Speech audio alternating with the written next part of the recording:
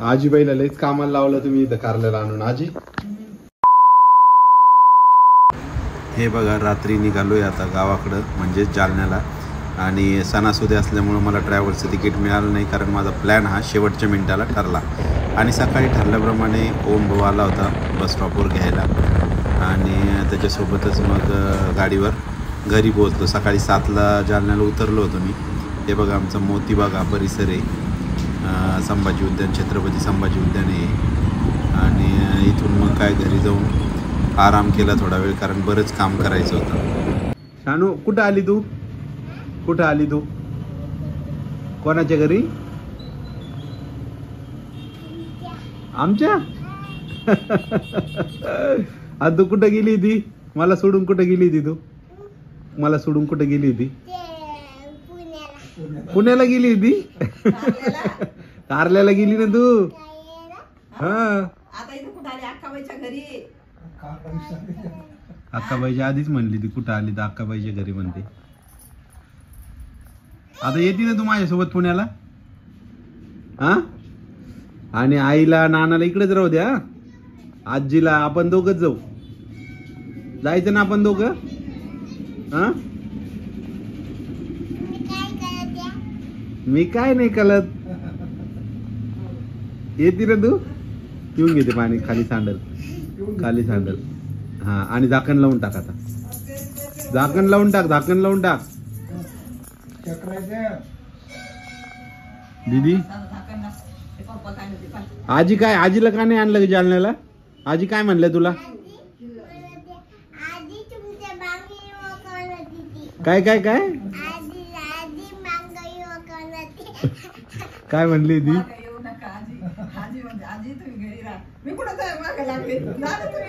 असं म्हणले आजी तुला?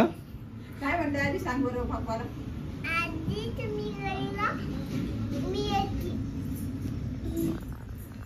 मग रागवले तुला आजी? आजी रागवले तुला? आजी जरा रागवायलाच लागले काय विचारली पोरगी मला. काय म्हणते आजी? होय तिकडं कोण म्हणते? काय म्हणते? होय तिकडं कसं म्हणते? तिकडं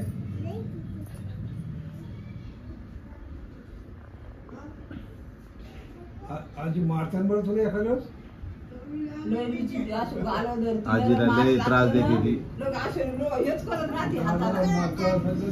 युट्यूबवर दिसत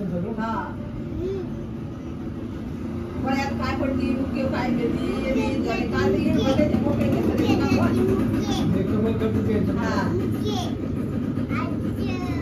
नमस्कार मित्रांनो, सकाळीच जालन्याला आलोय आता.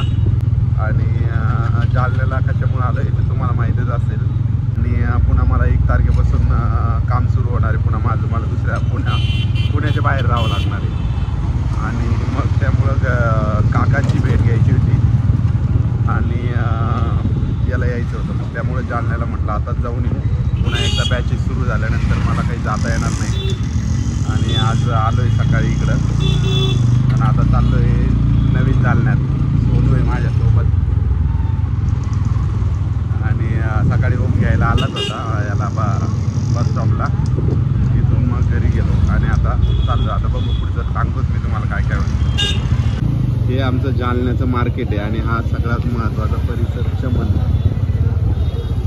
या चमनवर बऱ्याच गोष्टी मिळतात आणि सण उत्सवात तर एकदम गजबजलेलं असतं. आणि आता आम्ही नवीन जालन्यात चाललो आहे. तुम्हाला माहिती आहे असं जे जालन्यात असतं त्यांना तर माहीतच आहे. सगळं जालना गजबजलं आहे आज गणेश उत्सवने. बघा गणपती सगळ्यांनी आपापले बुक केलेले गणपती गणेश मंडळ आपल्या मंडळांमध्ये घेऊन जाण्याच्या तयारीत दिसत आहेत. आणि जे झाकून ठेवलेले गणेश मूर्ती सगळ्या, तर हे सगळं वातावरण जबरदस्त आहे.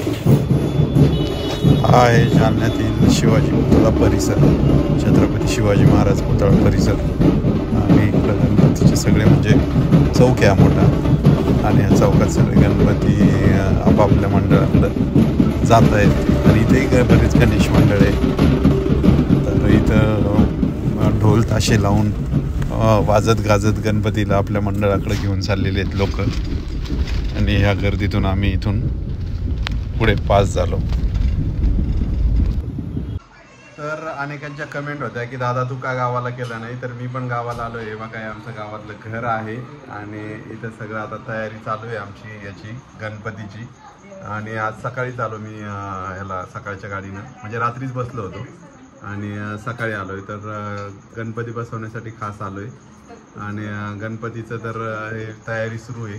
थोडा उशीरच झाला आहे आज आम्हाला गणपती बसवायला, पण आज जालन्याला होतो आम्ही सगळी फॅमिली, त्यामुळे उशीर झाला आहे.